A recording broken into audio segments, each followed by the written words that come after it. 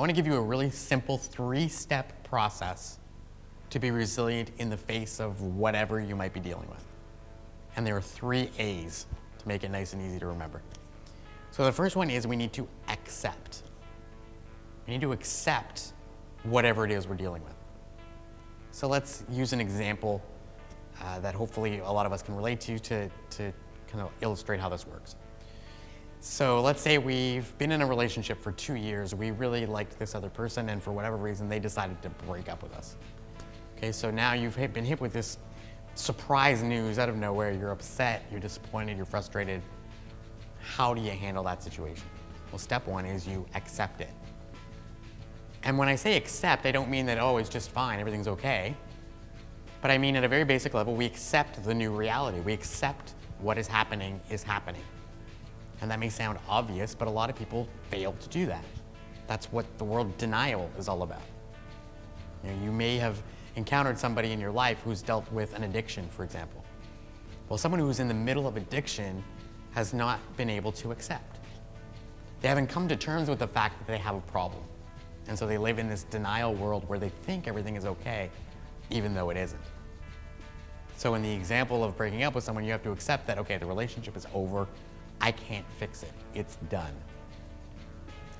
And only when you get to that point can you move forward. So a lot of us will spend weeks before we can get to that stage, maybe months. We live in denial. We live wishing things were the way they used to be. We try and figure out ways to win the other person back. And all of that time is wasted. All of that energy is wasted because we haven't come to terms with what's real and we haven't accepted the new reality. To give you the other illustration from my past, when I'm sitting in that hospital room, it took me about 4 weeks to get to this point. I lived in denial. I was angry, I was frustrated. It's not fair. Why me? I went through all these emotions. I was 23 years old and I'm dying and it sucks. And so it took me about a month of being angry and being frustrated and wishing things were different before I got to this first step and I was able to say, it is what it is, now what? That's really what acceptance is all about. It's not saying it's okay. It's not saying I'm happy about it. It's saying I acknowledge that this is what it is. Once we get to that step, then we can move forward, which is we learn to adapt. So once we know there is a new reality, we need to make changes to adapt to that new reality. That's what adapting is all about. And we do it, again, instinctively, because we have to, but what if you could do it more proactively? So think of a situation you're dealing with in your life and how can you proactively adapt or change in order to be more effective? In the hospital room, I started to make adaptations intentionally to make my life better. Things like, we brought in my own bedspread and pillow from home and all of my clothes.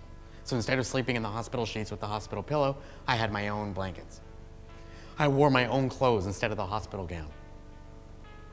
I put cards and posters for my bedroom on the walls. We got a little TV and a VCR. And I set up the hospital room like a bedroom. Now, why did I do that? Well, because I knew that if I could make this environment feel more normal, then I would feel more normal. I knew that if I looked in the mirror and saw myself in my own clothes instead of in a hospital gown, I would feel less like a patient and more like a person. And so we began to make these positive adaptations to allow me to thrive in this different environment. Because there were certain things that were out of my control. As we talked about in the other unit, we talked about that locus of control, right? So I'm outside of that when it comes to the fact that I'm stuck in this hospital room and I'm sick. Nothing I can do about that. But by making these positive adaptations, I can now be more productive, more happy inside of that environment that I can't control. How can you make a change right now that will make you more effective, happier, healthier than you are right now? What things do you need to change so that you can be the best person that you can be? It may be something as simple as, do you need to get to bed a little earlier at night so that you can be more productive and more alert during the day? Do you need to spend some time with different people? Do you need to change the people you're hanging around with because the people you're hanging around with right now are not helping you to be the best person you can be? I don't know what adaptations you need to make right now, but I can pretty much guarantee that there are some you could make that would make your life better. So once we accept the situation, then we adapt to the new environment. Finally, we can move on to the third A, which is we assess.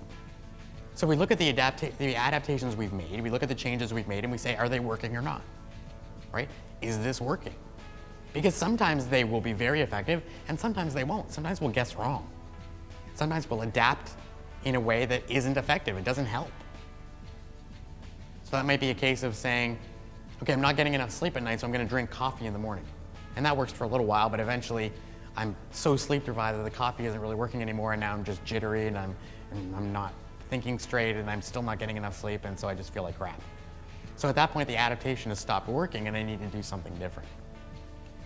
So some of the adaptations, for example, that I made in the hospital were more effective, and some of them were less effective. And I had to figure out which ones were working and which ones weren't by assessing them. And that's an ongoing process. It's not something we do once, we do it over and over and over and over again. So you can apply that same system through anything in your life. Accept, adapt, assess. And then it's a circle. You can repeat it over and over and over and over again. And if you do that in a proactive way, you're going to handle adversity and challenge in your life much more effectively. So just write down those 3 steps and keep those in mind. And anytime you face a challenge, whatever it is, ask yourself those questions. What do I need to do to accept the situation? Am I acknowledging the current reality? Number 2, how do I need to adapt to the new reality so that I can be more effective? And then 3, how are my adaptations working? Let's assess the situation again and see how we're doing today versus how we were doing yesterday. If you apply that 3-step process, you'll be well equipped to handle whatever you have to face in your life.